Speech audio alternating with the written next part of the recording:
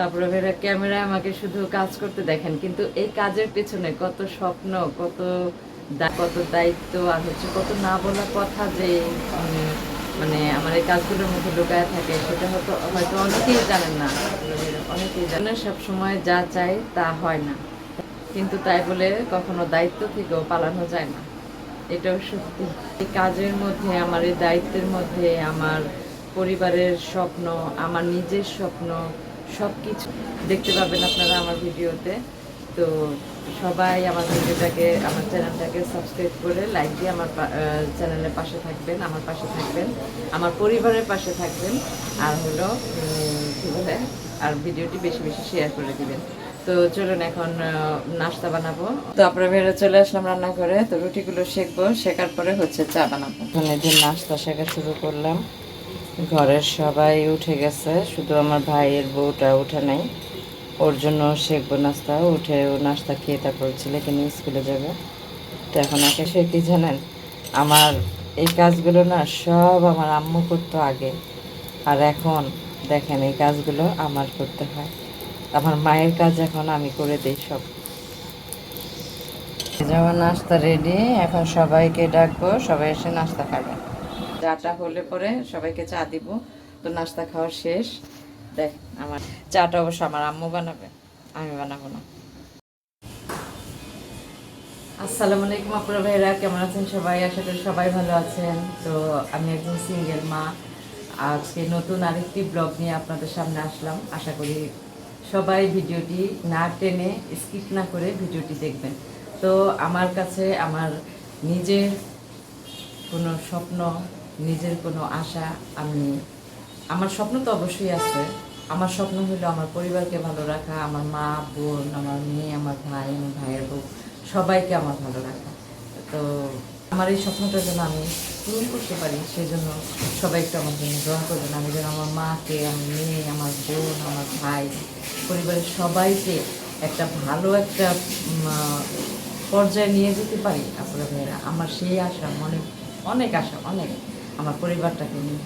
ঠিক আছে। তো এখন আজকে আমার বোন, আমার মা ভর্তা খাইতে চাইছে। আমি অনেকদিন ধরে ভর্তা বানাই না, তো আজকে চিন্তা করতেছি যে কি ভর্তা বানাই, আগে দেখে নিই। তো এখন শুটকি পেয়ে ফেলাম, শুটকি ভর্তা বানাবো বরবটি দিয়ে। বরবটি নাই ঘরে, বরবটি আনতে হবে। দেখি, আমি এখন যাবো না নিচে, দারোয়ান আঙ্কেলকে পাঠাবো বরবটিটা আনতে। তারপরে ফের আমার তো সকালটাই শুরু হয় আমার পরিবারের কথা ভেবে, আমার কথা ভেবে না।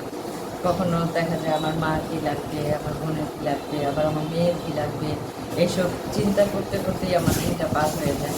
তো সত্যি বলতে কি, পরিবারের দায়িত্ব পালন করাটা ছোট করে দেখার কিছু নেই।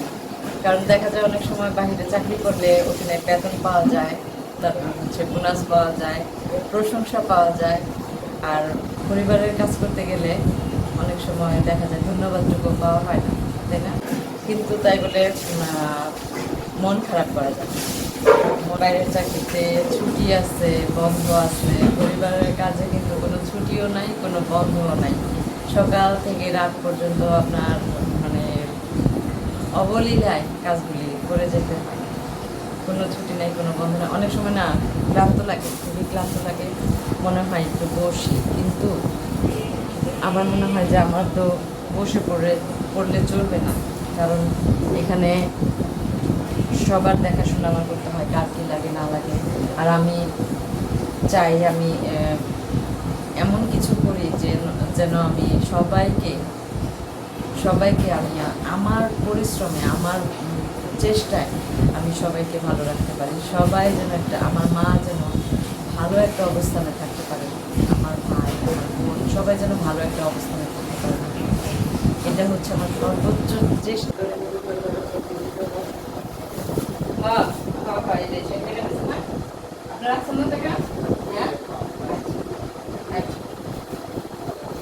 বরবটি নিয়ে আসলাম, আর হচ্ছে দুধ শেষ হয়ে গেছে আমাদের, তো একবারে দুধ নিয়ে আসে, এই জন্য ছোটো একটা প্যাকেট আপাতত এখন চা খাওয়ার জন্য নিয়ে আসছে বিকালে, আর বিকালের চা খাওয়ার জন্য। আর হচ্ছে 10 টাকার বরবটি। তো আর রাতের বেলা আমার ভাইয়ের বউ মাছ মাংস যা রান্না করে, ও সব কিছু রান্না করে। তো এখন আমার দিনের ভর্তাটা আমার ভাতটা হয়ে যেতেছে, ভাতটা মার গালায়া তারপর হচ্ছে আমি করব, ভর্তা বানাবো। রান্নাঘরটা পরিষ্কার করে ফেলছি। এখন যে 10 টাকার বরবটি, তারপরে হচ্ছে পেঁয়াজ রসুন আর হচ্ছে শুটকি নিয়ে নিয়েছি, চাপা শুটকি। অবশ্য চাপা শুটকিও ছিল না, এখানে 3-4টা শুটকি আছে। আর এটা হচ্ছে শুকনা মরিচ, লাল মরিচটা আমি ভিজায় রাখছি। তো আমি এখন এটাকে পানি দিয়ে হালকা একটু লবণ দিয়ে নিলাম। লবণ দিয়ে এটাকে থাক, আমি এদিক দিয়ে আমার বাকি কাজগুলো করি। দিয়ে চলে আসলাম ড্রয়িং রুমে। দেখেন আমার মেয়ে পড়াশোনা করছে, বইগুলি আওলা জাওলা কইরা কি অবস্থা করে রেখে গেছে। এখন ড্রয়িং রুমটা একটু গুছায় নেই। কাজ করতেও ভালো লাগে, আর পরিষ্কার জায়গায় বসে চাটা খেতেও কিন্তু খুব ভালো লাগে, খুবই। আমার নিজের তো কোনো সংসার নাই, তো আমি আমার বাবার বাড়ির ঘরটাকেই চেষ্টা করি নিজের মতো করে কাজ করে মানে ভালো থাকতে। তো আমার খুব আনন্দ লাগে, খুব ভালো লাগে, খুবই ভালো লাগে আমার এই পরিবারের সবার কাজগুলো করতে।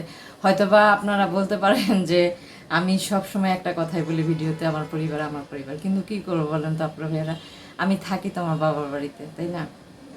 আমার তো নিজের কোনো ঠিকানা নাই যে আমি বলবো এটা যে আমার সংসার, কিন্তু আমার সংসার তো নাই আমার তো। আর আমি সব সময় চেষ্টা করি কি আমার মাকে খুশি রাখার জন্য। মা খুশি থাকলে দুনিয়া খুশি, দুনিয়া শান্তি, আত্মাটাও শান্তি লাগে মা খুশি থাকলে। যে কাজটাকে আমি কখনো কঠিন মনে করি না, আর যে কোনো পরিস্থিতি সামলাতে যদি পারেন তাহলে কিন্তু সেই পরিস্থিতিটার মোকাবেলা করতে পারলে আপনি উঠে দাঁড়াতে পারবেন। তো জীবনে কঠিন পরিস্থিতিতে কখনোই ভেঙে পড়বেন না পুরো ভাইয়েরা, কখনোই না, কখনোই ভেঙে পড়বেন। তারপরেও আমি চেষ্টা করি যত কঠিন সময়ের মধ্যেই যাই, আমার কঠিন পরিস্থিতিটার মোকাবেলা করে আমাকে উঠে দাঁড়াতে হবে। কঠিন পরিস্থিতি দেখে ভেঙে পড়লে চলবে না, ওইখান থেকে আপনাকে বের হইতে হবে, লড়াই করে বের হইতে হবে। জীবন দেখে নিজের জীবনটাকে কখনোই ছোট মনে করবেন না। সবাই কোনো না কোনো দিক দিয়ে লড়াই করছে, সব প্রতিটা মানুষই কোনো না কোনো দিক দিয়ে লড়াই করছে। আমি যেটুকু পারতেছি সেটুকুই করতেছি, সেটুকুই করি। কাজ, ছোট ছোট স্বপ্ন, তারপর হচ্ছে আর অনেক বড় আশা নিয়ে আমি প্রতিদিন এগিয়ে যাই। শুধু একটা কথাই বলবো, কষ্টকে কখনো ঘৃণা করবেন না। অনেক সময় দেখা যায় কি মানে একটা কষ্ট আপনাকে বিশাল শক্তি দেয়। একটা কষ্টের কারণে আপনি বিশাল একটা শক্তি পেয়ে তখন আপনি ঘুরে দাঁড়ানোর চেষ্টা করেন। তো কষ্ট না পাইলে কিন্তু আপনি সেই শক্তিটা কখনোই পাবেন না, কখনোই না। এই জন্যই কষ্ট, নিজের উপর চেষ্টা চালিয়ে যাবেন, চেষ্টায় অবশ্যই আপনি সফল হবেন, অবশ্যই আপনি সফল হবেন। ভালো সময় আসতে দেরি হয়, তাই বলে কেউ আশা হারাবেন না। ধৈর্য সহকারে ভালো সময়টাকে আসার জন্য অপেক্ষা করতে হবে।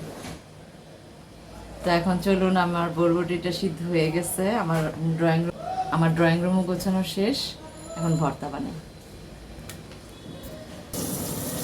কাজ করি মন দিয়ে করি, সেটা কারো কাছে আমি কিছু পাই বা না পাই, কেউ আমার সেটা মূল্য দেখ বা না দেখ, সেটা আমি আশা করি না। কারণ আমি কি করতেছি না করতেছি সেটা তো উপরওয়ালা ঠিকই দেখতেছেন, তাই না?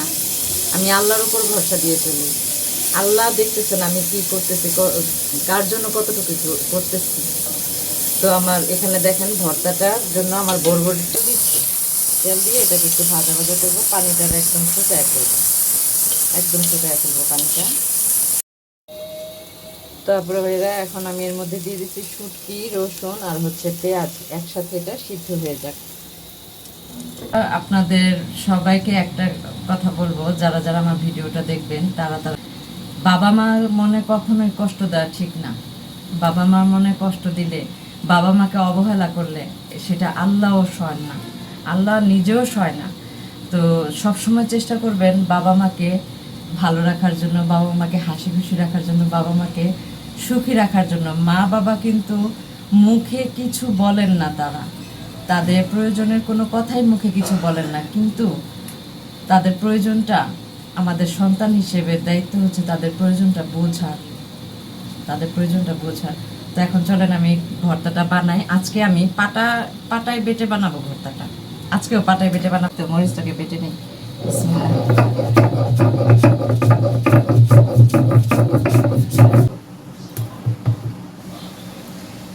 এই যে আমার ভেজে রাখা বরবটিটা।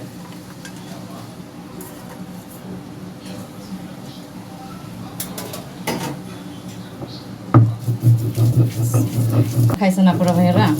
এইভাবে পাটায় বেটে বরবটি ভর্তাটা খাবেন শুটকি দিয়ে।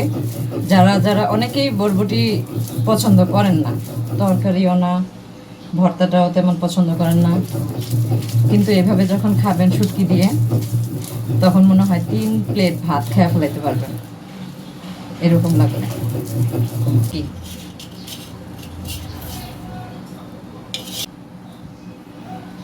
শুটকিটা বেটে নিব।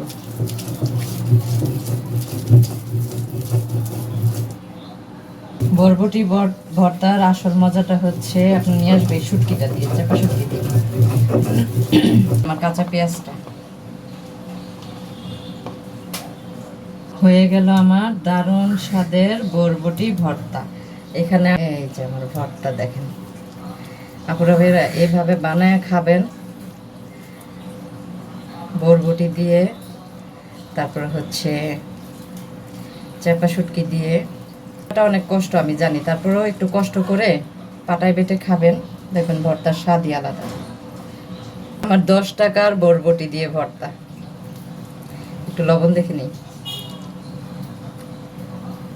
ও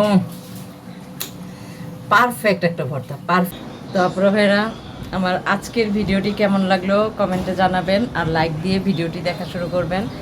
তো সবাই ভালো থাকবেন, সুস্থ থাকবেন, নিজেদের প্রতি খেয়াল রাখবেন, নিজেদের পরিবারের প্রতি খেয়াল রাখবেন, তারপর হচ্ছে আপনাদের বাবা মার প্রতি খেয়াল রাখবেন। তো দেখা হবে নতুন ভিডিওতে, সে পর্যন্ত বিদায়, আল্লাহ হাফেজ।